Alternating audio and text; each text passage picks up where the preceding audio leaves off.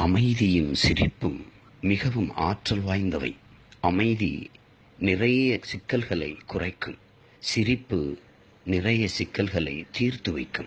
விலைமதிப்பற்ற செல்வம் அறிவு, பலமான ஆயுதம் பொறுமை, மிகச்சிறந்த பாதுகாப்பு உண்மை, அற்புதமான மருந்து சிரிப்பு. உன்னை சிரிக்க வைக்க நினைப்பவரை நீயும் சிரிக்கவை. உன்னை பார்த்து சிரிப்பவரை நீ சிந்திக்கவை. உன் அழுகையை நிறுத்தி சிரிக்க வைக்க முடியும் என்றால் அது உண்மையாய் உன்னை நேசிப்பவர்களால் மட்டுமே முடியும். மற்ற உயிர்களையும் சிரிப்பால் மகிழ வைக்கும் நகைச்சுவை உணர்வு மனிதர்களிடம் மட்டுமே உண்டு. கேட்கும்போது சிரிப்பு வர வேண்டும், சிந்தித்து பார்த்தால் அழுகை வர வேண்டும். அதுதான் நல்ல நகைச்சுவை. இறுக்கமாய் இருப்பதால் நாம் எதை சாதிக்கப் போகிறோம்? நகைச்சுவை உணர்வு வாழ்வில் பூட்டப்பட்ட பல கதவுகளை திறக்கும். இல்லாததை ஈடு செய்ய மனிதனுக்கு கிடைத்துள்ளது கற்பனை வளம்.